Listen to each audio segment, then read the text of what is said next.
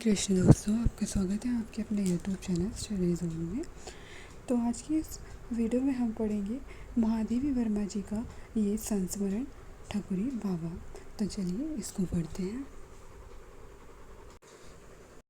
भक्तिन को जब मैंने अपने कल्पवास संबंधी निश्चय की सूचना दी तब उसे विश्वास ही ना हो सका। प्रतिदिन किस तरह पढ़ने आऊँगी, कैसे लौटूंगी, तांगे वाला क्या लेगा, मल्हा कितना मांगेगा, आदि आदि प्रश्नों की झड़ी लगाकर उसने मेरी दूरदर्शिता प्रमाणित करने का प्रयत्न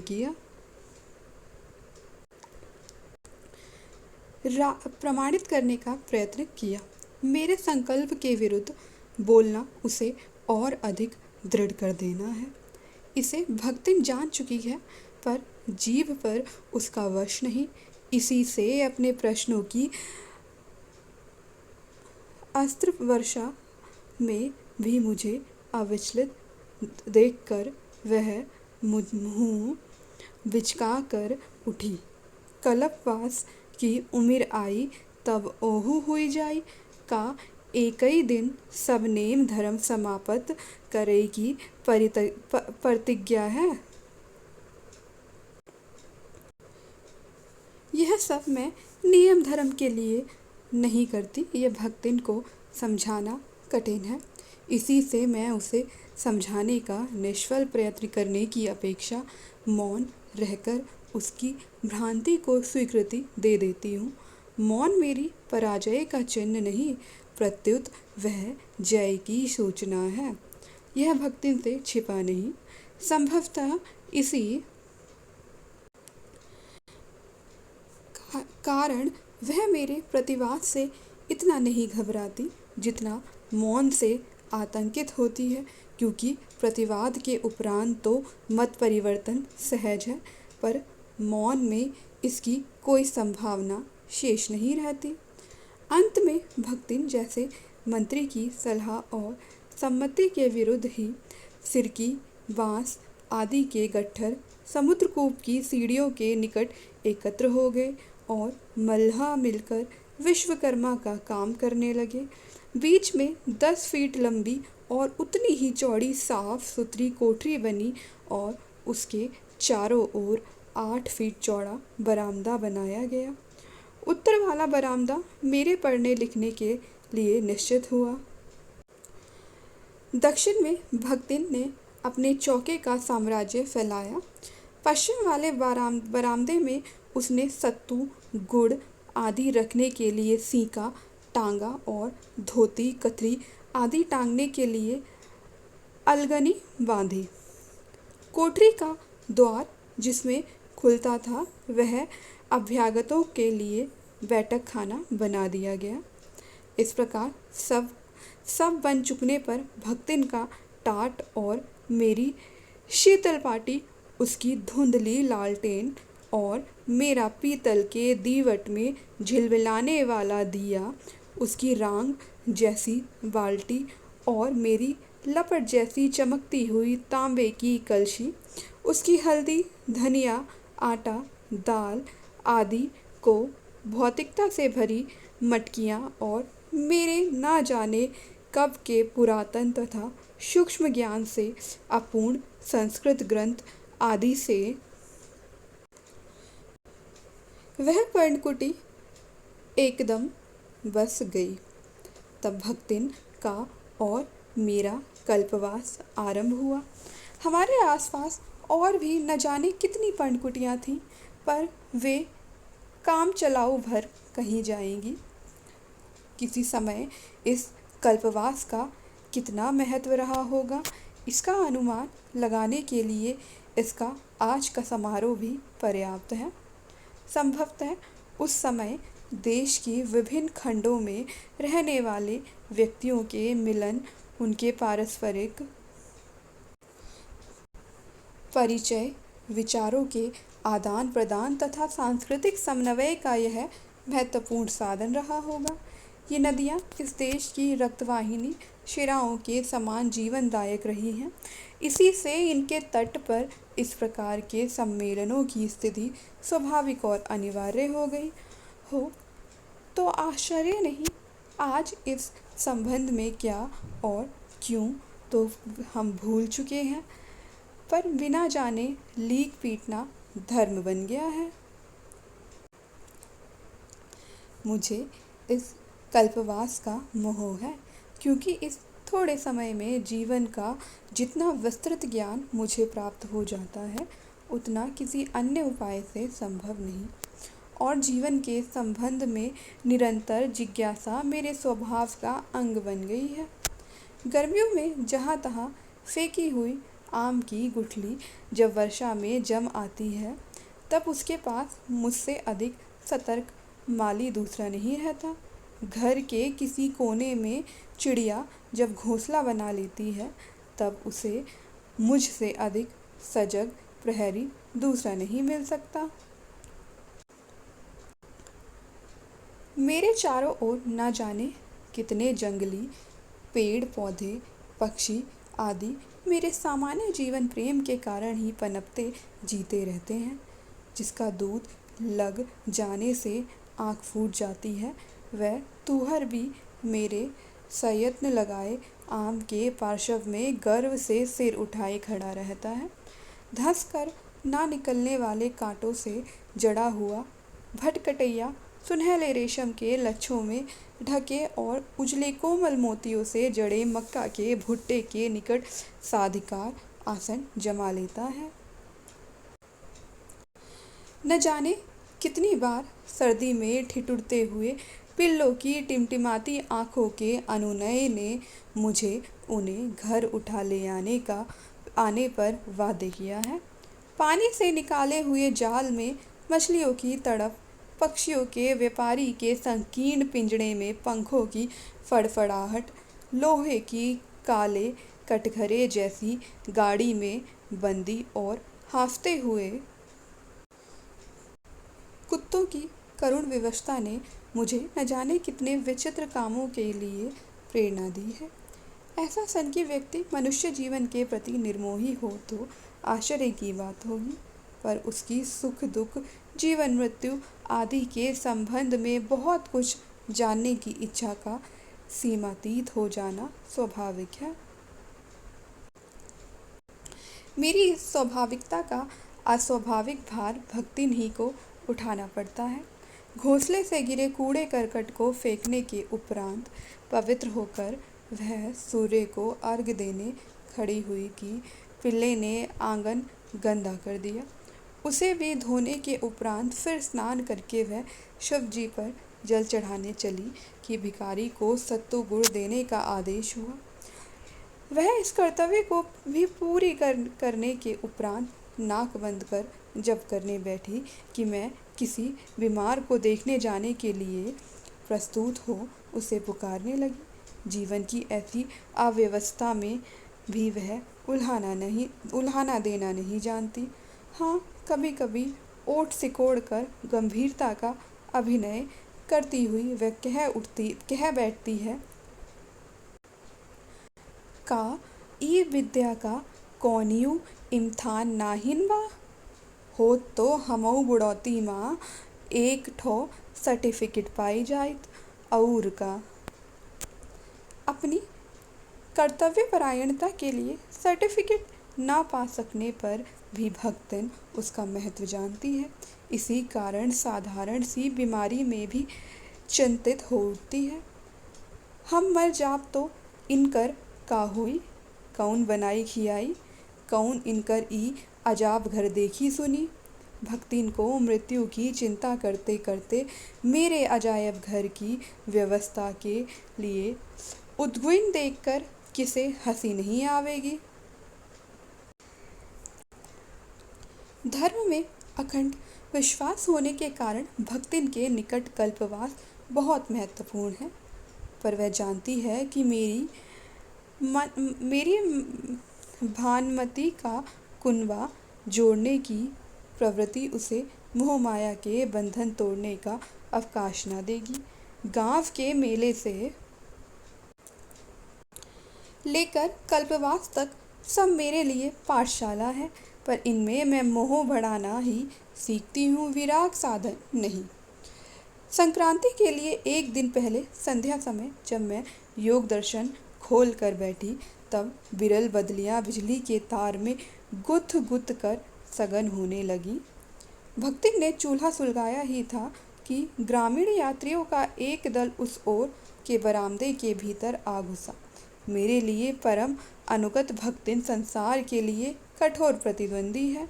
वह भला इस आकस्मिक चढ़ाई को क्यों क्षमा करने लगी? आंधी के वेग के साथ जब वह चौके से निकलकर ऐसे अवसरों के लिए सुरक्षित शब्दवाणों का लाघव दिखाने लगी, तब तो मेरा शीतल पाटी का सिंहासन भी डोल गया। उठकर देखा, एक वृद्ध के नेतृत्व में बालक, प्रौढ़ स्त्री, पुरुष आदि की सम्मिश्रित भीड़ थी। गठरी, मोटरी, बर्तन, हुक्का, चेलम, चटाई, पिटारा, लोटा डोर सब गृहस्थी लादे फांदे यह अनिमंत्रित अभ्यागत मेरे बरामदे में कैसे आ घुसे, यह समझना कठिन था। मुझे देखकर जब भक्तिन की उग्र मुद्रा में अपराधी की रेखाएं उभरने लगी और उसका कड़कड़ाता स्वर एक हल्की कंपन में खो गया, तब संभवतः अभ्यागतों को समझते देर नहीं लगी कि मैं ही उस फूस सिरकी के प्रासाद की एक छत्र स्वामिनी हूँ। यूथप वृद्ध ने 2 पग आगे बढ़कर परम शांत पर स्नेह सिक्त स्वर में कहा, बिटिया रानी का हम परदेसिन का ठहरे ना दे हो। बड़ी दूर से पाए पियादे चले आई थे। ई तो रैन बसेरा है, भोर भय उठ जाना रे। का झूठ कही थे, हम तो बूढ़ बाढ़ मनई हैं। ऊपर समुंदर कूप के महाराज ठहरे बरे कहत रहे। उहाँ चढ़े उतरे की सांसत रही। नीचे कौनियू टपरी माँ तिल धरई का ठिकाना नाहिन बा। अब दिया बाती की विरिया कहाँ जाई कसत करी। वृद्ध के कंठ स्वर और उसके कथन की आत्मीयता ने मुझे बलात् आकर्षित कर लिया। भक्तिन की दृष्टि में अस्वीकार के अक्षर पढ़कर भी मैंने उसे अनदेखा करते हुए कहा, आप यहीं ठहरे बाबा, मेरे लिए तो यह कोठरी ही काफ़ी है। होगा तो भक्तिन खाना बाहर बना लिया करेगी, इतना बड़ा बरामदा है, आप सब आ जाएं। रैन बसेरा तो यह है ही। फिर जब मैं अपनी पुस्तकें और शीतल पाटी लेकर भीतर आ गई तथा दिया जलाकर पढ़ने बैठी, तब वे अपने अपने रहने की व्यवस्था करने लगे। भक्तिन मेरे आराम की चिंता के कारण ही दूसरों से झगड़ती है, पर जब उसे विश्वास हो जाता है कि अमुक व्यक्ति या कार्य से मुझे कष्ट पहुंचना संभव नहीं है, तब उसकी सारी प्रतिकूलता न जाने कहाँ गायब हो जाती है। भीड़ से मेरी शांति भंग हो सकती है, इस संभावना ने उसे जो कठोरता दी थी, वह उस संभावना के साथ ही विलीन हो गई। वह सत्तू रखने के सीके के नीचे ईंट पत्थर का चूल्हा बनाकर कम से कम स्थान घेरने की चेष्टा करने लगी, जिससे उन आक्रमणकारियों को सुख से बस जाने का अवकाश मिल सके। उस रात तो मुझे उस नए संसार की व्यवस्था देखने का अवसर ना प्राप्त हो सका। दूसरे दिन संक्रांति की छुट्टी थी। मुझ में इतनी आधुनिकता नहीं कि स्नान ना करूं और इतनी पुरातनता भी नहीं कि भीड़ के धक्कम धक्के में स्नान का पुण्य लूटने जाऊं। सो मैं मुंह अंधेरे ही भक्तिन को जगाकर कोहरे के भारी आवरण के नीचे करवट बदल बदल कर अपने अस्तित्व का पता देने वाली गंगा की ओर चली। जब लौटी तब कोहरे पर सुनहली किरणें ऐसी लग रही थी जैसे सफ़ेद अबरेवा की चादर पर सोने के तारों की हल्की जाली टांग दी गई हो। समुद्रकूप की सीढ़ियों के दक्षिण ओर बनी हुई मेरी बड़ी पर कोलाहल शून्य पर्णकुटी आज पहचानी ही नहीं जाती थी। उसके नीचे बसी हुई अस्थिर सृष्टि को देखकर जान पड़ता था कि किसी प्रशांत साधक के किसी असावधान श्वास के साथ इच्छाओं की चंचल भीड़ उसके निरीह हृदय के भीतर घुस पड़ी है। निकट पहुंचकर मैंने अपनी कुटी की शांति भंग करने वालों का अच्छा परीक्षण किया। वृद्ध महोदय ने सेनानी के उपयुक्त आडंबर के साथ मेरे पढ़ने के बरामदे में अधिकार जमा लिया था। फटी और अनिश्चित रंग वाली दरी और मटमैली दुसूती का बिछौना लिपटा हुआ धरा था। उसके पास ही रखी हुई एक मैले फटे कपड़े की गठरी उसका एकाकीपन दूर कर रही थी। लाल चिलम का मुकुट पहने नारियल का काला हुक्का बांस के खंबे से टिका हुआ था। टूल की गोट वाला काला सुरती का बटुआ दीवार से लटक रहा था। खंबे और दीवार से बंधी डोरी की अरगनी पर एक धोती और रुई भरी काली मिर्चई स्वामी के गौरव की घोषणा कर रही थी। निरंतर तैल स्नान से स्निग्ध लाठी का गांठ गठीलापन भी चिकना जान पड़ता था।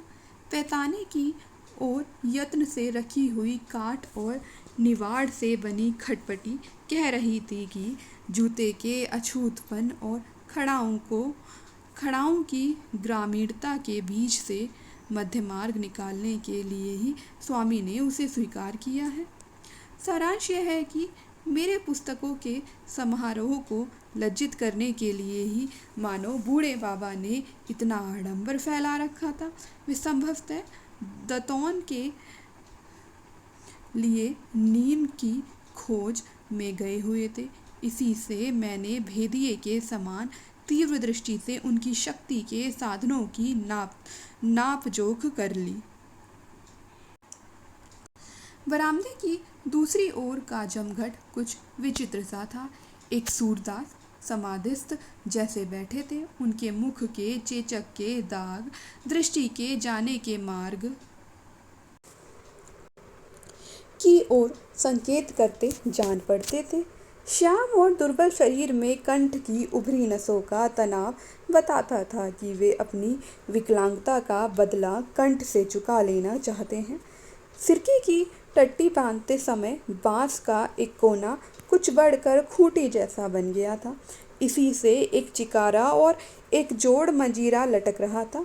सामान में एक चादर, टाट और ऐसी लुटिया भर थी जिसके किनारे घिसते घिसते टेढ़े मेढ़े और पैने हो गए थे।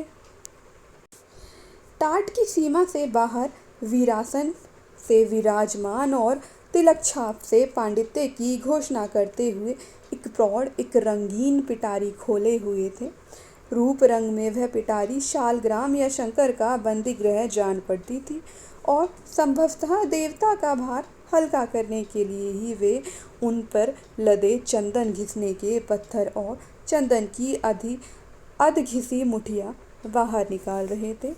राम नामी चादर के एक टुकड़े पर जो पोथी पत्रा धरा था उसमें सबसे ऊपर हनुमान चालीसा का शोभित होना प्रकट कर रहा था कि उनके देवत्व को नित्य भूत प्रेतों की आसुरी माया से लोहा लेना पड़ जाता है। टाट का एक खूंट दबाकर ठंडी बालू में बैठने का कष्ट भूलने का प्रयत्न करते हुए दो किशोर बालक अनेक छेदों से चित्रित एक काली कमली में सिकड़े बैठे थे।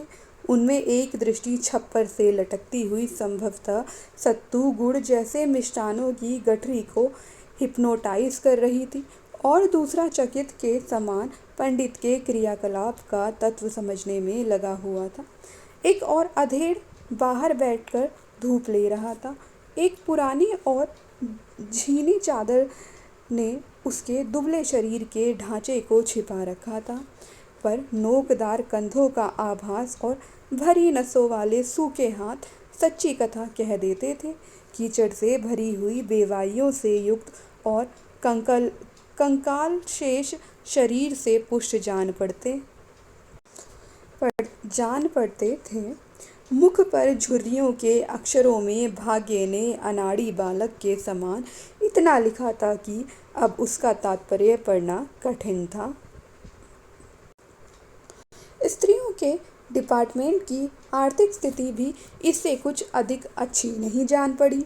बड़ी सी गठरी के सहारे दो वृद्धाएं सुमिरने के लिए ठंडी जमीन पर बैठी थी, जिनमें एक ऊँग रही थी और दूसरी अपने आसपास बसी सृष्टि के प्रति अनावश्यक चौकन्नी लगती थी। ऊँगने वाली के पैरों में कसे हुए गोल चिकने कड़े और हाथ में चांदी की एक एक चपटी चूड़ी उसके मुंडित मुंड के भीतर छिप कर बची हुई श्रृंगार प्रियता का पता देते थे। दूसरी के गले में बंधे काले डोरे में पिरोए हुए रुद्राक्ष के दो बड़े बड़े मन के स्त्री की आभूषण परंपरा का पालन मात्र जान पड़ते थे। एक की आंखें माड़े से धुंधली, नाक टुड्डी पर झुकी हुई और मुख के भाव में एक करुण उदासीनता थी, पर कानों को धोती से बाहर निकाले और होठों को खोलती बंद करती हुई दूसरी अपनी छोटी काली आंखों को घुमा कर तथा छोटी नाक के गोल नथनों को फुलाकर मानो चारों ओर बिखरे हुए रूप रस गंध शब्द की खोज खबर ले रही थी। निकट ही रखा एक बड़ा काशीफल और उससे टिका हुआ हंसिया दोनों विरागी हृदयों का भोजन के प्रति राग प्रकट कर रहा था, और ऊपर छप्पर से बंधी रस्सी की फांसी में झूलती हुई काली घी की हंडिया अपने चमकदार चिकनेपन से उन दोनों के भाये रूखेपन का विरोध कर रही थी। सफ़ेद बूटेदार काली पुरानी धोती पहने हुए जो अधेड़ स्त्री कोने में लोटे से खोली हुई डोर की अरगनी बांधने में व्यस्त थी, उसे मैं नहीं देख सकी, पर अरगनी पर गुदड़ी बाजार लगाने के लिए जो फटे पुराने कपड़े संभाले खड़ी थी, उसने मेरे ध्यान को विशेष रूप से आकर्षित कर लिया। लाल किनारी की मटमैली धोती का नाक तक खींचा हुआ घूंघट ही उसे विशेषता नहीं देता। हाथ की मोटी कच्ची शरबती रंग की चूड़ियाँ और पाँव के कुछ ढीले पतले कड़े तथा दो दो बिछुओं की उसकी भिन्न सामाजिक स्थिति का परिचय दे रहे थे। घूंघट से बाहर निकले मुख के अंश की वेडोल चौड़ाई और उसमें व्यक्त सौम्य भाव में कुछ ऐसी खींच खांच थी कि ना आँख उसे सुंदर कहती थी, ना मन उसे कुरूप मानता था। उसके एक और दो सांवली किशोरियाँ एक बड़े पिटारे में ना जाने क्या खोज रही थी। उनके गोल मुखों पर झूलती हुई उलझी रूखी और मैली लटें मानो दरिद्रता की कथा के अक्षर थी। दूसरी ओर फटी दरी के टुकड़े पर एक काली कलूटी बालिका फटा और तंग कुर्ता पहने सो रही थी। उसका बीच बीच में कांप उठना सर्दी और नींद के संघर्ष की तीव्रता बताता था। एक अन्य बालक खंबे से टिक कर बैठा हुआ आंखें मल मल कर रोने की भूमिका बांध रहा था। कुर्ते के अभाव में उसे एक पुराने धारीदार अंगोछे का परिधान मिल गया था, पर उसका ऊपर टंगी हंडिया और नीचे रखी गठरी को देख देख कर रोना प्रकट करता था कि भीतर की शीत की मात्रा बाहर की शीत से अधिक हो गई है। पूर्व के कोने में पड़े हुए पुआल का गट्ठा और उस पर सिमटी हुई मैली चादर की सिकुड़न कह रही थी कि सोने वालों ने ठंड से गठरी बनकर रात काटी है। एक श्यामंगनी युवती बाहर बालू में गड्ढे खोद खोद कर चूल्हे बनाने में लगी थी। कुछ गोलाई लिए हुए लंबे रूखे और उभरी हड्डियों वाले मुख पर छोटी नथ हिल हिल कर कभी ओठ कभी कपोल का ऊपरी भाग छू लेती थी। सफ़ेद बूटीदार लाल लहंगे की काली गोट फट कर जहाँ तहाँ से उधड़ रही थी। पीली पुरानी ओढ़नी में से व्यक्त शरीर की दुर्बलता को जल्दी जल्दी बालू निकालने में लगे हुए हाथों का फुर्तीलापन छिपा लेता था। भक्तिन 2 उंगलियां ओठ पर स्थापित कर विस्मय के भाव से बड़बड़ाई, अरे मोर बपई, सागर मेला तो हियई सिकिल आवा है, अब ई अजाब घर छाड़ी के दूसर मेला को देखे जाई। उस पर एक क्रोधपूर्ण दृष्टि डालकर मैं अभ्यागतों से संभाषण का बहाना सोच ही रही थी कि घूंघट वाली के सहस्वर ने मुझे चौंका दिया। पा लागी दीदिया, आपका तो हम बचे बड़ा कष्टदीहीन है। पालागन के उत्तर में क्या कहा जाए, यह मेरी नागरिक प्रगल्भता भी ना बता सकी। इसी से मैंने नहीं कष्ट काहे का जगह की कमी से आप ही लोगों को तकलीफ हुई कहकर शिष्टाचार की परंपरा का जैसे पालन किया। फिर मैं अपनी कोठरी की व्यवस्था में लग गई और भक्तिन मोटे चावल और मूंग की दाल की खिचड़ी मिलाकर और काले तिल के लड्डू लेकर दान परंपरा की रक्षा करने गई। वहाँ से लौटकर उसने खिचड़ी चढ़ाई। खाने के समय भक्तिन को दिग्ग करना मुझे अच्छा लगता है, क्योंकि इसके अतिरिक्त और किसी भी अवसर पर वह मेरी खुशामद नहीं कर सकती, उल्टे 10 पाँच सुनाने को कमर कसे प्रस्तुत रहती है। गुड़ में बंधे काले तिल के लड्डू बहुत मीठे होने के कारण मैं नहीं खाती। इसी से भक्तिन मेरे निकट मोदकम समर्पयामी का अनुष्ठान पूरा करने के लिए सफ़ेद तिल धो कूट कर और थोड़ी चीनी मिलाकर लड्डू बना लेती है। इस बार कल्पवास की गड़बड़ी में भक्तिन घर के देवता से अधिक महत्व बाहर के देवताओं को दे बैठी। मेले में देवताओं का 3 से 33 कोटि हो जाना स्वाभाविक हो गया, अतः भक्तिन के लिए भी कुछ नहीं बच सका। घर की यह स्थिति भाप कर ही मुझे कौतुक सूझा और मैंने बहुत गंभीर मुद्रा के साथ कहा, मेरे लिए लड्डू लाओ। किंतु भक्तिन की उद्विग्नता देखने का सुख मिलने के पहले ही कल का परिचित कंठ स्वर सुन पड़ा। बिटिया रानी का हमऊ आए सकित है, मैं तो छूत फाक मानती ही नहीं। और भक्तिन अपनी बटलोई सहित कोयले की माटी रेखा के भीतर सुरक्षित थी। इधर निकल आइए बाबा, सुनकर वृद्ध दोनों हाथों में 2 दोने संभाले हुए सामने आ खड़े हुए। सिर का अग्रभाग खलवाट होने के कारण चिकना चमकीला था, पर पीछे की ओर कुछ सफ़ेद केशों को देखकर जान पड़ता था कि भाग्य की कठोर रेखाओं से सभीत होकर वे दूर जा छिपे हैं। छोटी आंखों में विषाद, चिंतन और ममता का ऐसा सम्मिश्रित भाव था जिसे एक नाम देना संभव नहीं। लंबी नाक के दोनों ओर खिंची हुई गहरी रेखाएं दाढ़ी में विलीन हो जाती थीं। ओठों में व्यक्त भावुकता को विरल मूछें छिपा लेती थी और मुख की असाधारण चौड़ाई को दाढ़ी ने साधारणता दे डाली थी। सघन दाढ़ी में कुछ लंबे सफ़ेद बालों के बीच में छोटे काले बाल ऐसे लगते थे जैसे चांदी के तारों में जहाँ तहाँ काले डोरे उलझकर टूट गए हों। स्फूर्ति के कारण, शरीर की दुर्बलता और कुछ झुक कर चलने के कारण लंबाई पर ध्यान नहीं जाता था। नंगे पाँव और घुटनों तक ऊंची धोती पहने जो मूर्ति सामने थी, वह साधारण ग्रामीण वृद्ध से अधिक विशेषता नहीं रखती। बूढ़े बाबा मेरे लिए तिल का लड्डू, घी, आम के अचार की एक फाँक और दही लाए थे। अरुचि के कारण घी रहित और पत्थे के कारण मिर्च, अचार आदि के बिना ही मैं खिचड़ी खाती हूँ। यह अनेक बार कहने पर भी वृद्ध ने माना नहीं और मेरी खिचड़ी पर दानेदार घी और थाली में एक और अचार रख दिया।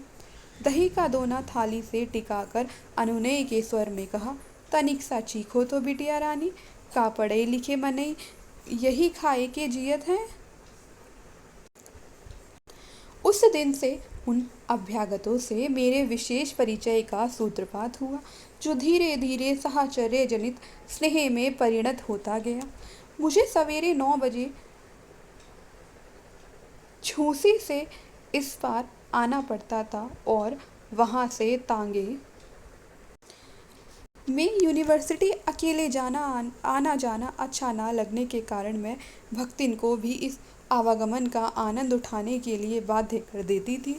जब तक मैं लौटने के लिए स्वतंत्र होती तब तक भक्तिन नारद के समान या तो तांगे वाले की आत्मकथा सुनकर उसकी भूलों पर निर्णय देती या अन्य परिचितों के यहाँ घूम फिर कर संसार की समस्याओं का समाधान करती रहती। सवेरे आने की हड़बड़ी में खाने पीने की व्यवस्था ठीक होना कठिन था और लौटने पर जलपान का प्रबंध होने में भी कुछ विलंब हो ही जाता था। मेरी असुविधा को उन ग्रामीण अतिथियों ने कब और कैसे समझ लिया यह मैं नहीं जानती, पर मेरे पर्णकुटी में पैर रखते ही जलपान के लिए विविध पर सर्वथा नवीन व्यंजन उपस्थित होने लगे।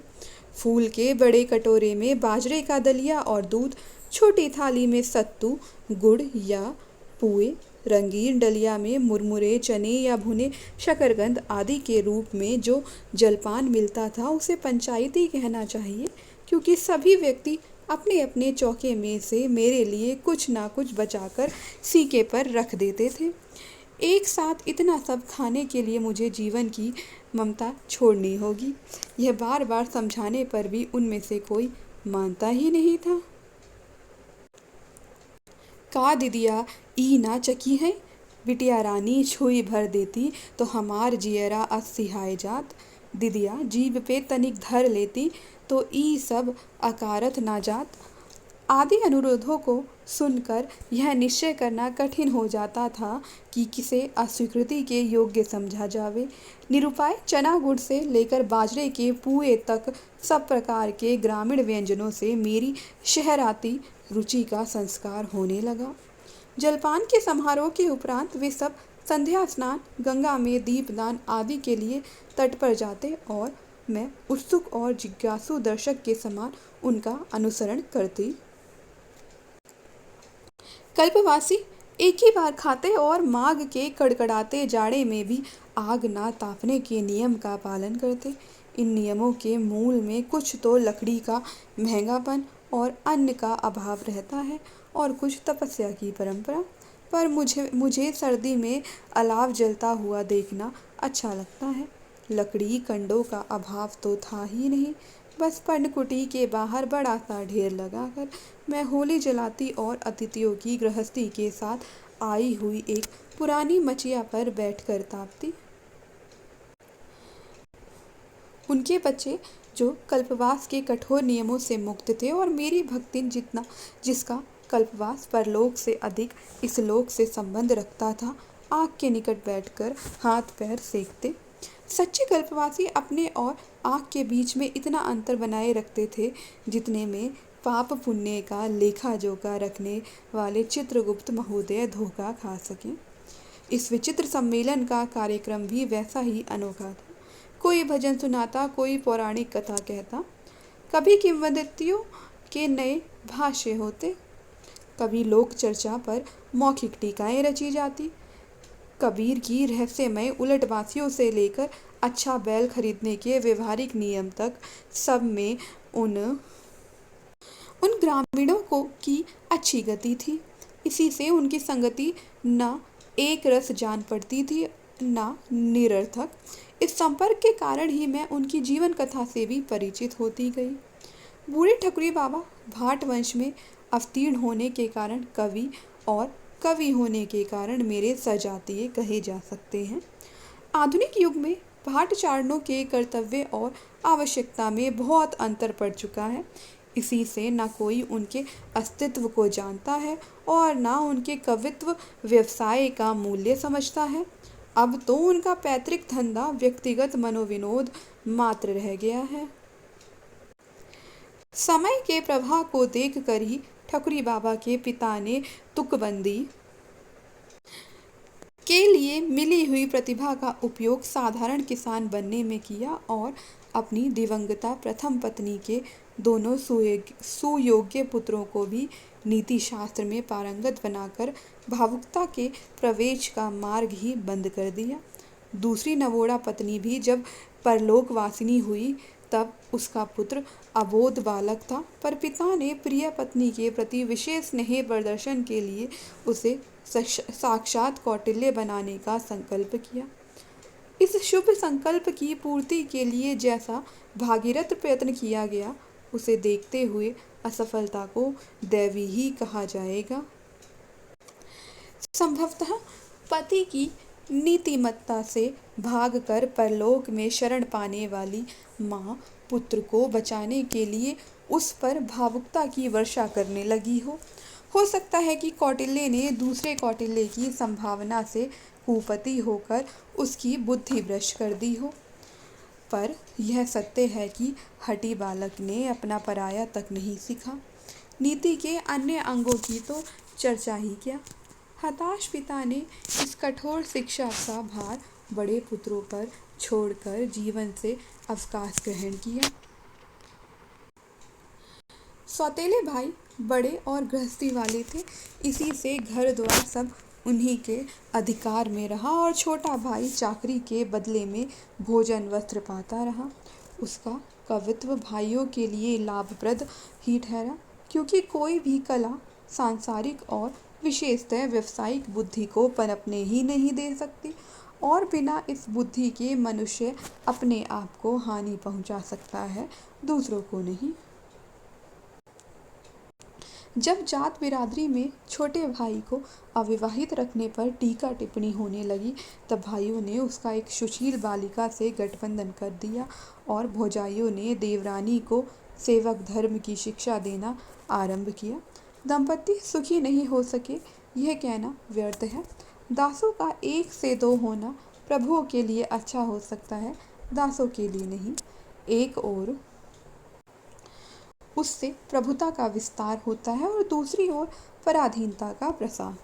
स्वामी तो साम दाम दंड भेद द्वारा उन्हें परस्पर लड़ाकर दासता को और दृढ़ करते रहते हैं, और दास अपनी विवश झुंझलाहट और हीन भावना के कारण एक दूसरे के अभिशापों की विविध बनाकर उसे बाहर आने का मार्ग अवरुद्ध करते रहते हैं।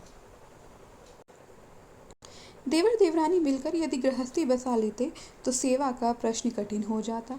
इसी से भौजाइयाँ नई बहू की चुगली करके उसे पति के निकट अपराधनी के रूप में उपस्थित करने लगी। पत्नी की निर्दोषिता के संबंध में पति का मन विश्वास और अविश्वास के हिंडोले में झोंके खाता था, पर न उसने अपने विश्वास को प्रकट करके वधू को सांत्वना दी, न अविश्वास प्रकट करके अपने मन का समाधान किया। गर्वीली पत्नी भी अपनी ओर से कुछ न कुछ कहकर अविराम परिश्रम द्वारा मन का आक्रोश व्यक्त करने लगी। ठकुरी बेचारे कवि ठहरे। शुष्क यथार्थता उनकी भाव बोझिल कल्पना के घटाटोप में प्रवेश करने के लिए कोई रंध्र ही ना पाती थी। कहीं बिरहा गाने का अवसर मिल जाता तो किसी के भी मचान पर बैठकर रात रात भर खेत की रखवाली करते रहते। कोई 12 मासा सुनने वाला रसिक श्रोता मिल जाता तो उसके बैलों का सानी पानी करने में भी हेटी ना समझते। कोई आल्हा उदल की कथा सुनना चाहता तो मीलों पैदल दौड़े चले जाते। कहीं होली का उत्सव होता तो अपने कबीर सुनाने में भूख प्यास भूल जाते। अपनी इस काव्य वाचकता के कारण वे कोई और काम ठीक से ना कर पाते थे। नागरिक शिष्ट समाज के समान कोई उन्हें 50 रुपया फीस देकर गलेबाजी के लिए नहीं बुलाता था। इसी से अर्थ की दृष्टि से कवि ठकुरदीन सुदामा ही रह गए। किसी ने मैली बिछौरी के खूंट में थोड़ा सा तिल गुड़ बांधकर उदारता प्रकट की। किसी ने पतरौटी में सत्तू और पत्ते पर नमक के साथ हरी मिर्च रखकर आतिथ्य सत्कार किया। किसी ने सुलगे हुए कंडों पर 2 भौरियाँ सेकने का अनुरोध करके काव्य मर्मज्ञता का परिचय दिया। इन पुरस्कारों को पाकर ठकुरी प्रसन्न ना थे, यह कहना मिथ्यावाद होगा। उनकी काव्य जनित अकर्मण्यता, भाइयों की उपेक्षा, भौजाइयों के व्यंग्य और पत्नी की मर्म पीड़ा का कारण थी। इसे भी वे नहीं जानते थे। कुछ वर्षों में पत्नी ने उन्हें एक कन्या का उपहार दिया, पर इसके उपरांत वह विश्राम और पथ्य के अभाव में प्रसूति ज्वर से पीड़ित हुई तथा उचित चिकित्सा के अभाव में 1.5 वर्ष की बालिका छोड़कर अपने कठोर जीवन से मुक्ति पा गई। ठकुरी उसी रात आल्हा सुनाकर लौटे थे। माता की मृत्यु का उन्हें स्मरण नहीं था। वृद्ध पिता की विदा ने उनके मर्म को छेदा नहीं था, पर यौवन के प्रथम प्रहर में सारे स्नेह बंधन तोड़ जाने वाली पत्नी ने उनके हृदय को हिला दिया। खारे आंसुओं ने आंखों का गुलाबीपन धोकर उन्हें जीवन दर्शन के लिए स्वच्छ बनाया। पत्नी को खोकर ही ठकुरी वास्तविक पति और पिता बने।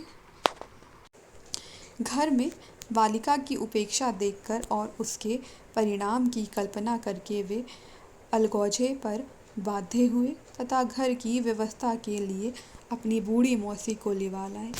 पर कन्या की देखरेख वे स्वयं करते थे। आल्हा उदल की कथा के प्रेमी पिता की बेला विनोद के समय उनके कंधे पर चढ़ी हुई घूमती थी और काम के समय पीठ पर बंधी हुई उनके काम की निगरानी करती थी। किसी के हंसने पर ठकुरी कह देते कि जब मजदूर माँ अपने बच्चे को लेकर काम करती है तब पिता के ऐसा करने में लजाने की कौन बात है। बेला के लिए तो वही बाप है और वही माँ। बालिका जब 6-7 वर्ष की हुई तब ठकुरी किसी काव्य प्रेमी सजातीय के सुशील पर मातृपितृहीन भतीजे को ले आए और बेला की सगाई करके भाभी जमाता को अपना काम काज सिखाने लगे। भाग्य संभवतः इस देहाती कवि से पृष्ठ था। इसी से शिक्षा समाप्त होते ही भाभी जमाता के चेचक निकल आई। वह बच तो गया, पर एक आँख के लिए संपूर्ण सृष्टि अंधकारमय हो गई और दूसरी में इतनी ज्योति शेष रही कि ठोस संसार भाप का बादल सा दिखाई पड़ने लगा। पिता ने कन्या की इच्छा जाननी चाहिए, पर वह हट में महोबे की लड़ाई की उस बेला के समान निकली जिसने पिता के बाग में लगे चंदन की चिता पर ही सती होने का प्रण किया था। बेला ने बचपन के साथी को छोड़ना नहीं चाहा और इस प्रकार ठकुरी बाबा वचन भंग के पातक से बच गए। अब कवि ससुर, उसकी बूढ़ी मौसी, अंधा दामाद और रूपसी बेटी एक विचित्र परिवार बनाए बैठे हैं। ससुर ने जमाता को भी काव्य की पर्याप्त शिक्षा दे डाली है।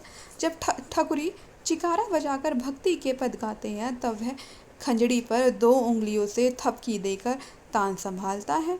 बूढ़ी मौसी तन्मयता के आवेश में मजीरा झनकार देती है और भीतर काम करती हुई बेला की गति में एक थिरकन भर जाती है। घर में एक मुर्रा भैंस, 2 पछाही गायें और एक हल की खेती होने के कारण जीवन यापन का प्रश्न विशेष समस्या नहीं उत्पन्न करता। यह विचित्र परिवार हर वर्ष माघ मेले के अवसर पर गंगा तीर कल्पवास करके पुण्य पर्व मनाता है। इसके साथ गांव के अन्य भक्तगण भी खींचे चले आते हैं। ठकुरी बाबा तो सबको अपना अतिथि बनाने को प्रस्तुत रहते हैं, पर कल्पवास में दूसरे का अन्न खाने वाले को विनिमय में अपना पुण्य फल दे देना पड़ता है। इसी से वे सब अपनी अपनी गठरी मुठरी में खाने पीने का सामान लेकर घर से निकलते हैं, पर वस्तु से वस्तु का विनिमय वर्ज्य नहीं माना जाता, चाहे विनिमय वाली वस्तुओं में कितनी ही असमानता क्यों ना हो। आवश्यकता और नियम के बीच में वे सरल ग्रामीण जैसा समझौता करा देते हैं। उसे देखकर हंसी आए बिना नहीं रहती। कोई गुड़ की एक डली रखकर ठकुरी बाबा के से आध सेर आटा ले जाता, कोई 4 मिर्च देकर आलू शकरकंद का फलाहार प्राप्त कर लेता, कोई पत्ते पर तोला भर दही रख कर कटोरा भर चावल नापता है, कोई धूप के लिए रत्ती भर घी देकर लुटिया भर दूध चाहता है। ठकुरी बाबा को देने में एक विशेष प्रकार की आनंद अनुभूति होती है। इसी से वे स्वयं पूछ कर इस विनिमय व्यापार को शिथिल होने नहीं देते। वे भावुक और विश्वासी जीव हैं। चिकारा हाथ में लेते ही उनके लिए संसार का अर्थ बदल जाता है। उनकी उदारता, सहज सौहार्द, सरल भावुकता आदि गुण ग्रामीण जीवन के लक्षण होने पर भी अब वहाँ सुलभ नहीं रहे। वास्तव में गांव का जीवन इतना उत्पीड़ित और दुर्भय होता जा रहा है कि उसमें मनुष्यता को विकास के लिए अवकाश मिलना ही कठिन है। सदा के समान इस वर्ष भी ठकुरी बाबा के दल में विविधता है।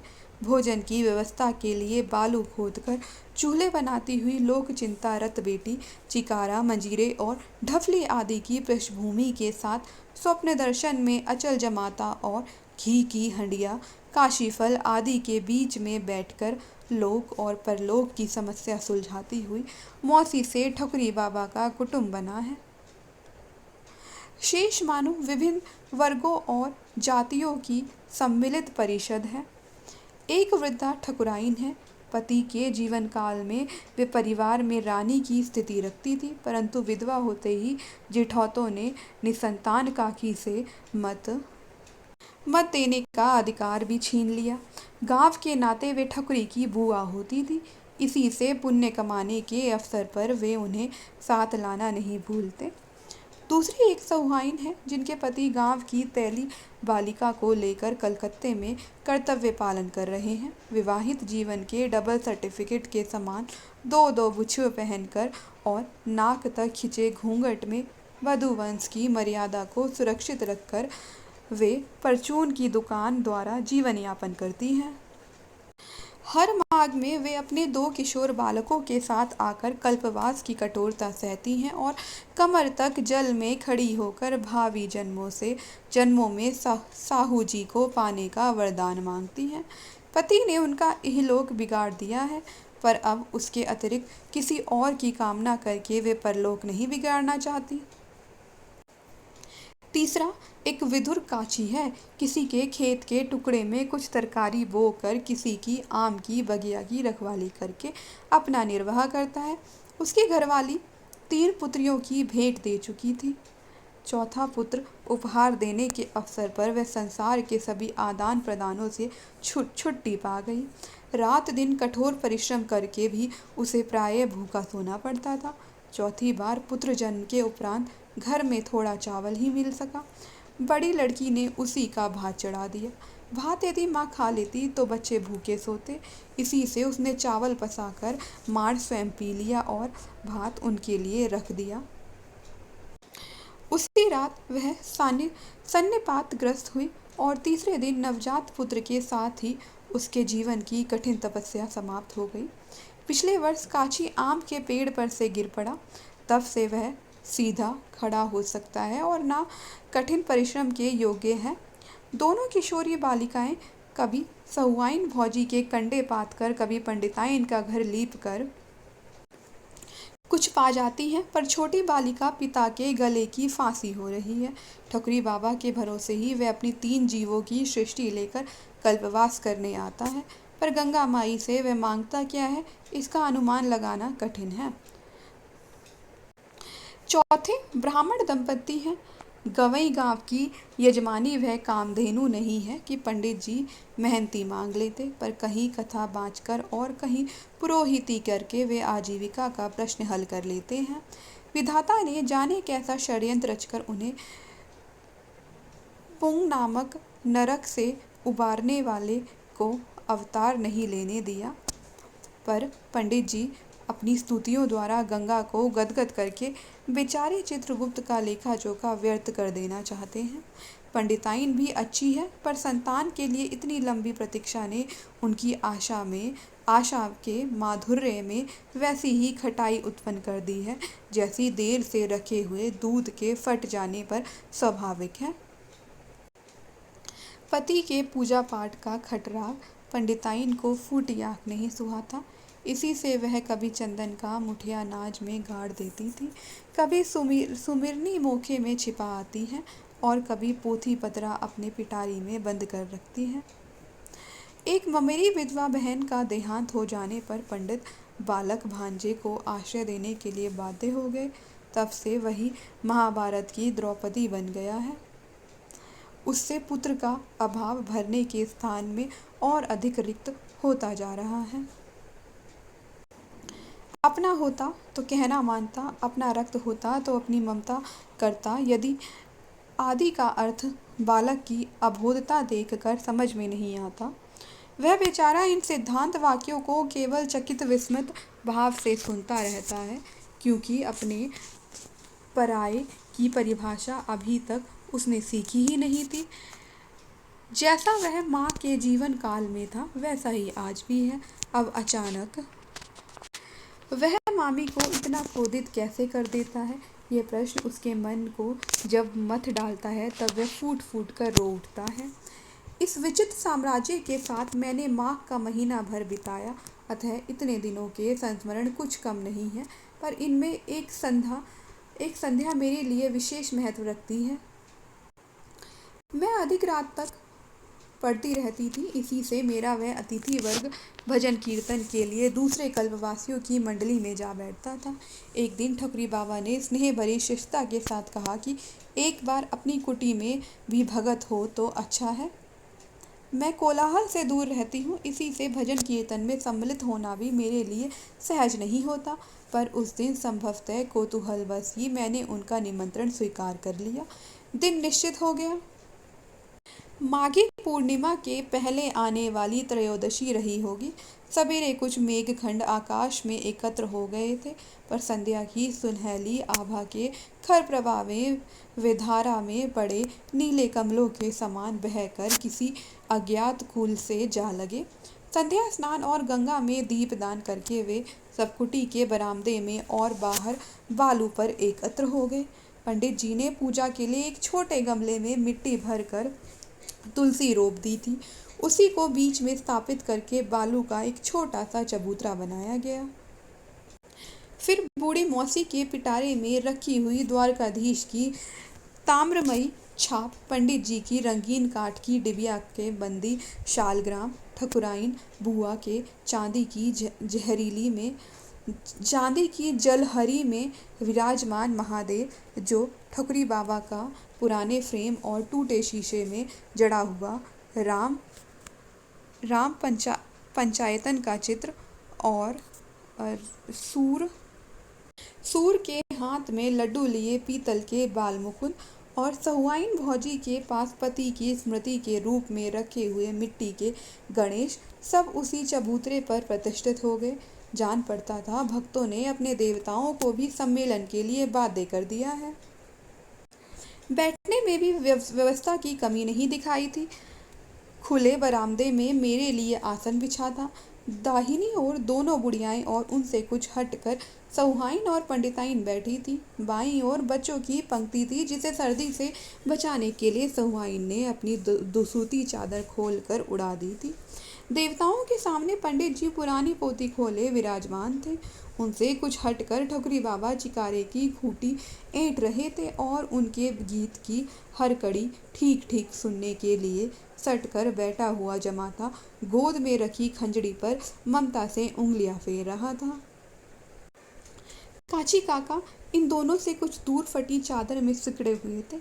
झुकी हुई पीठ के कारण ऐसा जान पड़ता था मानो बालू के कणों में कुछ पड़ रहे हैं। 10-5 और ऐसे ही कल्पवासी आ गए थे। धूप लाना, आरती के लिए फूलबत्ती बनाना, घी निकालना आदि काम बेला के जिम्मे थे, अतः वह फिरकनी के समान इधर उधर नाच रही थी। भक्तों ने तुलसा महारानी नमो नमो गाया और पंडित जी ने पूजा का विधान समाप्त किया। तब तांबे के पंचपात्र और आचमनी के से गंगा जल और तुलसी दाल बांटा गया। गंगा जल भक्त मंडली पर छिड़क कर पंडित देवता ने कुछ शुद्ध कर अशुद्ध संस्कृत में गंगा के महात्म्य का पाठ किया। फिर उच्च स्वर से रामायण का वह अवतरण गाया, जिसमें श्री राम जानकी लक्ष्मण गंगा पार करते हैं। श्रोतागणों में अधिकांश को वह अवतरण कंठस्थ होने के कारण कथावाचक का स्वर अन्य स्वरों की समष्टि में डूबकर अपना बेसुरापन छिपा सका। तब गौरी गणेश की वंदना से गीत सम्मेलन आरंभ हुआ। यह कहना कठिन होगा कि उनमें कौन सुंदर गाता था, पर यह तो स्वीकार करना ही होगा कि सभी के गीत तन्मयता के सच्चार में एक से प्रभ विष्णु थे। कबीर, सूर, तुलसी जैसे महान कवियों से लेकर अज्ञातनामा ग्रामीण तुक्कड़ों तक के पद उन्हें स्मरण थे। एक जो कड़ी गाता था उसे सबका संवेश स्वर दोहरा देता था। दबे पांव तक तक तक आकर फिर खिलखिलाती हुई सी लौटने वाली लहरें मानो अविराम ताल दे रही थी। गायकों में क्रम था और गीतों में गाने वालों की अवस्था के अनुसार विविधता।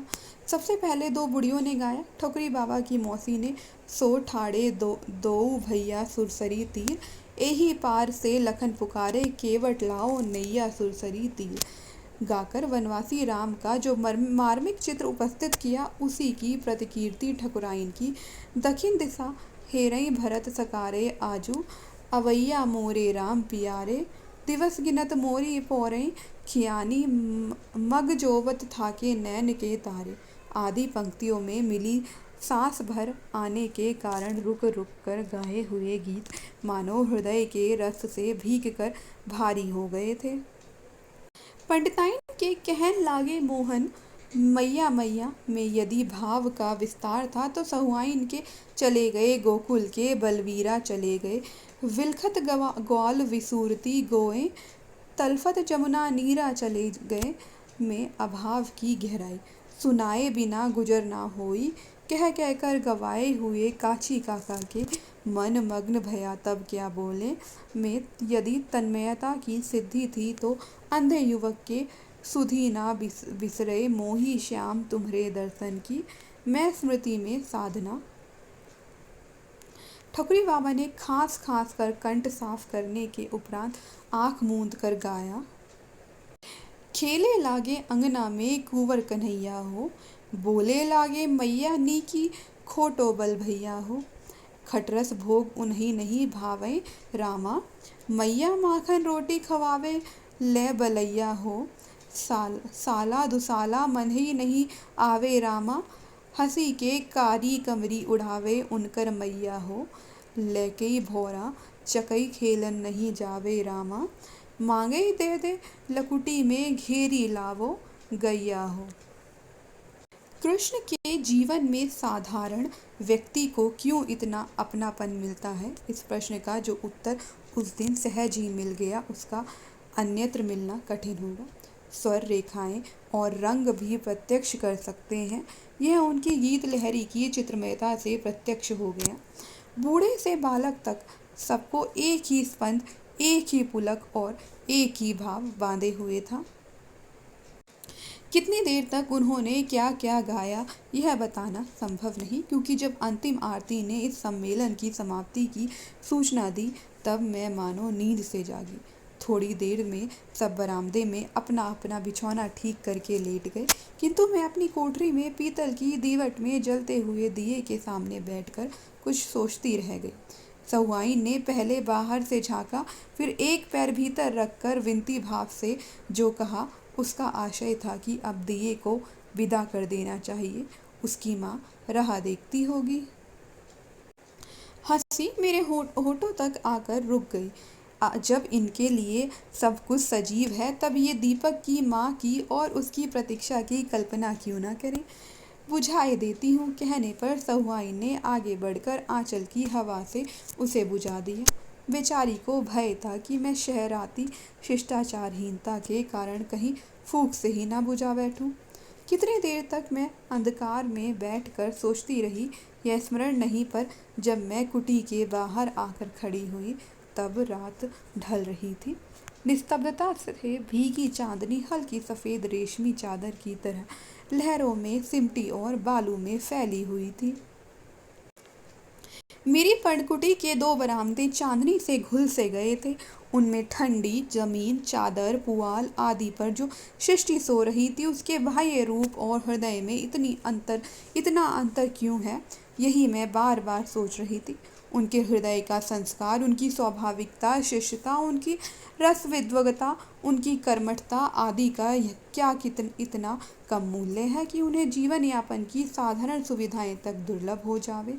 उन मानव हृदयों में उमड़ते हुए भाव समुद्र की जो स्पर्श मधुर तरंग मुझे छू भर गई थी, उसी की स्मृति मेरे मानस पट पर न जाने कितने विरोधी चित्र आंकने लगी। कितने ही विराट कवि सम्मेलन, कितनी ही अखिल भारतीय कवि गोष्ठियाँ मेरी स्मृति की धरोहर हैं। मन ने कहा, खोजो तो उनमें कोई इससे मिलता हुआ चित्र, और बुद्धि प्रयास में थकने लगी। सजे हाल ऊंचे मंच, माला विभूषित सभापति मेरी स्मृति में उदय हो आए। इधर उधर देवदूतों के समान विराजमान कविगण रूप और मूल्य दोनों में अपूर्व थे। कोई फर्स्ट क्लास का किराया लेकर थर्ड की शोभा बढ़ाता हुआ आया था, कोई अपने कार्यवश पहले ही से उस नगर में उपस्थित था, पर थोड़ा समय वहां बिताने के लिए इतनी फीस चाहता था जिसमें आना जाना और आवश्यक कार्य संपन्न होने के उपरांत भी कुछ बच सके। किसी ने अपने काव्य की महार्घता बढ़ाने के लिए ही अपनी गलेबाजी का चौगुना मूल्य निश्चित किया था। मूल्य से जो महत्ता नहीं व्यक्त हो सकी वह वेशभूषा में प्रत्यक्ष थी। किसी के नए सिले सूट की अंग्रेजियत तांबूल राग की स्वदेशियता में रंचित होकर निखर उठी थी। किसी का चिनांशु का लहराता हुआ भारतीय परिधान सिगरेट की धूम लेखाओं में उलझ कर रहस्यमय हो रहा था। किसी के सिर पर खड़े बाल अमामी से संगमूसा के चमकीले फर्श की भ्रांति उत्पन्न करते थे।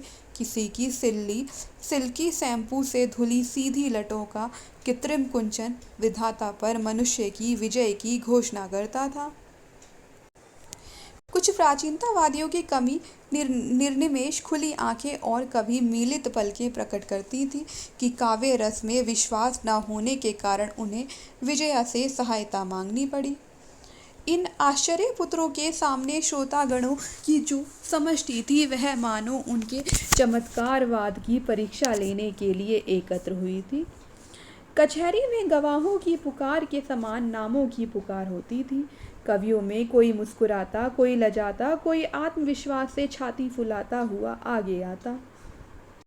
कोई पंचम, कोई षडज, कोई गांधार और कोई सब स्वरों के अभाव में सानुनासिकता के साथ कलाबाजियों में काव्य को उलझा कर श्रोताओं के सामने उपस्थित करता और वाह के लिए सब ओर गर्दन घुमाता। उनके इतने करतब पर भी दर्शक चमत्कृत होना नहीं जानते थे। कहीं से आवाज़ आती, कंठ अच्छा नहीं है, कोई बोल उठता, भाव भी बताते जाइए, किसी ओर से सुनाई पड़ता, बैठ जाइए। कोई धृष्ट श्रोता कवि से किसी उच्छृंखल श्रृंगारमयी रचना को सुनाने की फरमाइश करके महिलाओं की पलकों का झुकना देखता। कवि भी हार ना मानने की शपथ लेकर बैठते हैं। वह नहीं सुनना चाहते तो इसे सुनिए, यह मेरी नवीनतम कृति है, ध्यान से सुनिए, आदि आदि कहकर वे पंडों की तरह पीछे पड़ जाते। दोनों ओर से कोई भी ना अपनी हार स्वीकार करने को प्रस्तुत होता और ना दूसरे को हराने का निश्चय बदलना चाहता। कभी कभी 8-8 घंटे तक यह कवायद चलती रहती है, पर इतने दीर्घ समय में ऐसे कुछ क्षण भी निकालना कठिन होगा जिसमें कवि का भाव श्रोता में अपनी प्रतिध्वनि जगा सका हो और दोनों पक्ष बाजीगर और तमाशबीन का स्वांग छोड़कर काव्यानंद में एकत्व प्राप्त कर सके हों। कवि कहेगा कि क्या यदि उसकी इकाई सब की इकाई बनकर अनेकता नहीं पा सकी, और श्रोता सुनेंगे ही क्या यदि उन सब की विभिन्नताएं कवि में एक नहीं हो सकी। जब यह समारोह समाप्त हो जाता है तब सुनने वाले निराशा और सुनाने वाले थके हुए से लौटते हैं। उन पर काव्य का सात्विक प्रभाव कितना कम रहता है, इसे समझने के लिए उन सम्मेलनों का स्मरण पर्याप्त होगा जिनसे लौटने वालों में कतिपय व्यक्ति संगीत व्यवसायियों के गान से मन बहलाने में नहीं हिचकते। भाव यदि मनुष्य की क्षुद्रता, दुर्भावना और विकृतियां नहीं बहा पाता तब वह उसकी दुर्बलता बन जाता है। इसी से स्नेह, करुणा आदि के भाव हृदय शक्ति बन सकते हैं और द्वेष, क्रोध आदि के दुर्भाव उसे और अधिक दुर्बल स्थिति में छोड़ जाते हैं।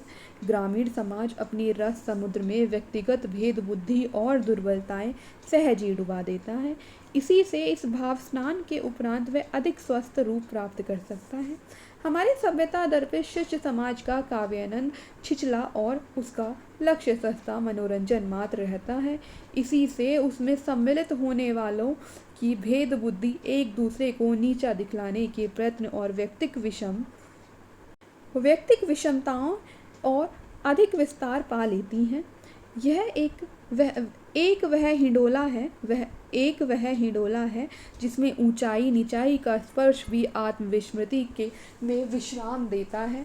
दूसरा वह दंगल का मैदान है जिसका सम धरातल भी हार जीत के दांव पेचा के कारण सतर्कता की शांति उत्पन्न करता है। अपने इन सम्मेलनों की व्यर्थता का मुझे ज्ञान था। उसमें छिपी कदर्थना की अनुभूति उसी दिन सुलभ हो सकी। इसके कुछ वर्षों के उपरांत तो वह स्थिति इतनी दुर्भा हो उठी कि मुझे शिष्य सम्मेलनों से विदा ही लेनी पड़ी। ख्याति के मध्याह्न में कवि के लिए अपने प्रशंसकों और अपने बीच में ऐसा दुर्भेद्य पर्दा डाल लेना सहज नहीं होता। उस सरल जीवन की सात्विकता ने यदि दूसरे पक्ष की कृत्रिमता इतनी कठिन रेखाओं में ना आंक दी होती तो मेरा विद्रोह इतना तीव्र ना हो पाता। विशेषतः ऐसा करना तब और भी कठिन हो जाता है जब आडंबर के साथ अर्थ भी उपस्थित हो, क्योंकि अर्थ ही इस युग का देवता है। कवि अपनी श्रोता मंडली में किन गुणों को अनिवार्य समझता है, यह प्रश्न आज नहीं उठता, पर अर्थ की किस सीमा पर वह अपने सिद्धांतों का बोझ फेंक कर नाच उठेगा, इसका उत्तर सब जानते हैं। उसकी इच्छा अर्थ के क्षेत्र में जितनी मुक्त है, वह श्रोताओं की इच्छा का उतना ही अधिक बंदी है। जिस दरिद्र समाज ने इस व्यावसायिक आस्था के संबंध में मुझे नास्तिक बना दिया, उसे अब तक मेरी ओर से धन्यवाद भी नहीं मिल सका। जब ठकुरी बाबा और उनके साथी बसंत पंचमी का स्नान करके चले गए, तब जीवन में पहली बार मुझे कोलाहल का अभाव अखरा। तब से अनेक माघ मेलों में मैंने उन्हें देखा है। कितने ही बार नाव पर या तट पर उनकी भगत का आयोजन हुआ। कितनी ही बार उन्होंने खिचड़ी, बाजरे के पुए आदि व्यंजनों से मेरा सत्कार किया और कितनी ही बार अपने जीवन का आख्यान सुनाया। मैंने उनसे अधिक सहृदय व्यक्ति कम देखे हैं। यदि यह व्रत यहाँ ना होकर हमारे बीच में होता तो कैसा होता, यह प्रश्न भी मेरे मन में अनेक बार उठ चुका है। पर जीवन के अध्ययन ने मुझे बता दिया है कि इन दोनों समाजों का अंतर मिटा सकना सहज नहीं। उनका बाह्य जीवन दीन है और हमारा अंतर जीवन रिक्त। उस समाज में विकृतियाँ व्यक्तिगत हैं पर सद्भाव सामूहिक रहते हैं। इसके विपरीत हमारी दुर्बलताएं समष्टिगत हैं पर शक्ति व्यक्तिक मिलेगी। ठकुरी बाबा अपने समाज के प्रतिनिधि हैं, इसी से उनकी सहृदयता व्यक्तिगता के विचित्रता के ना होकर ग्रामीण जीवन में व्याप्त सहृदयता को व्यक्त करती है।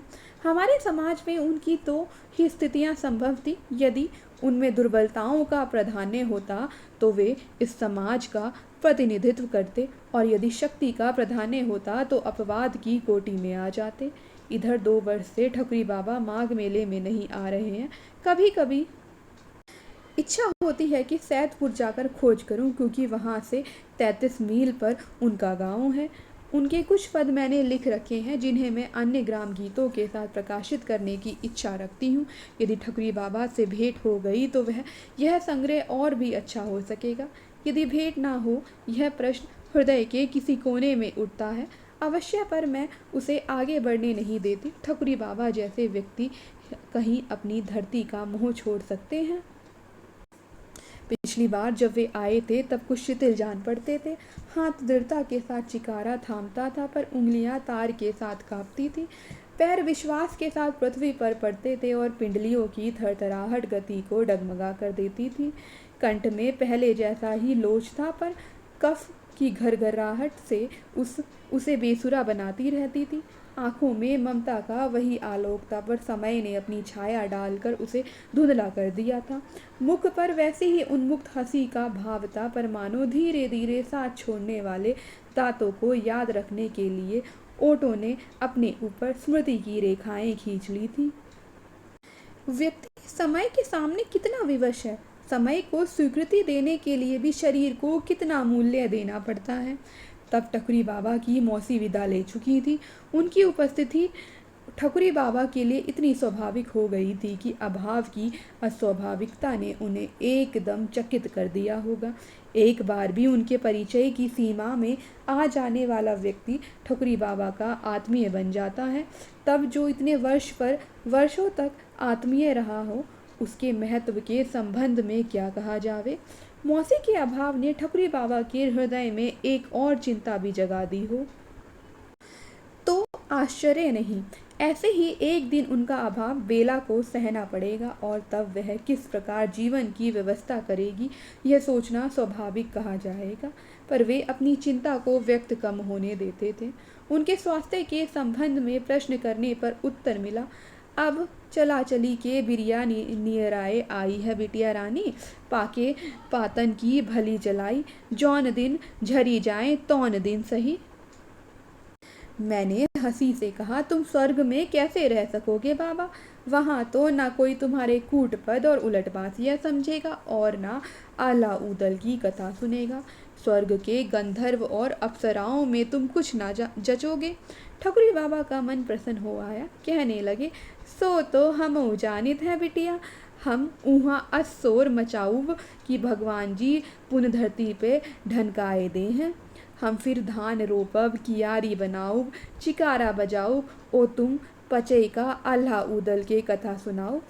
सरक हमका ना चही, मुदा हम दूसर नवा शरीर मांगे बारे जाब जरूर, ई ससुर तो बनाए के जर्जर हुई गवा। और वे गा उठे, चलत प्राण काया काहे रोई राम। उस कल्पवास की पुनरावृत्ति ना हो सकी। संभव है वे नया शरीर मांगने चले गए हों, पर धरती से उनका प्रेम इतना सच्चा, जीवन से उनका संबंध ऐसा अटूट है कि उनका कहीं और रहना संभव ही नहीं जान पड़ता। अथर्व के जो गायक अपने आप को धरती का पुत्र कहते थे, ठकुरी बाबा उन्हीं के सजातीय कहे जा सकते हैं। इनके लिए जीवन धरती का वरदान काव्य, उसके सौंदर्य की अनुभूति प्रेममय, उसके आकर्षण की गति और शक्ति उसकी प्रेरणा का नाम है। ऐसे व्यक्ति मुक्ति की ऊंची से ऊंची कल्पना को धूप में खिले नीचे से नीचे फूल पर न्यौछावर कर दे तो आश्चर्य नहीं। ठकुरी बाबा की कथा लिखते लिखते रात ढल गई। जाती हुई चांदनी के पीछे आता हुआ प्रभात का धूमिल आभास ऐसा लगता है मानो उसी की छाया हो। किसी अलक्ष्य महाकवि के प्रथम जागरण छंद के समान पक्षियों का कलरव नींद की निस्तब्धता पर फैल रहा है। रात की गहरी निस्पंदन नींद से जागे हुए वृक्षों के दीर्घ निश्वास के समान समीर बह रही है। और ऐसे समय में मेरी स्मृति ने मुझे भी किसी अतीत काल के प्रभात में जगा दिया है। जान पड़ता है ठकुरी बाबा गंगा तट पर बैठकर तन्मय भाव से प्रभाती गा रहे हैं। जागिए कृपा निधान पंछी बन बोले। अपनी प्रभाती से वे किसे जगाते हैं ये कहना कठिन है। तो इसी के साथ ये ठकुरी बाबा जो है समाप्त होता है। तब तक के लिए लाइक करें, शेयर करें और हमारे चैनल को सब्सक्राइब करें। मिलते हैं आपसे नेक्स्ट वीडियो में।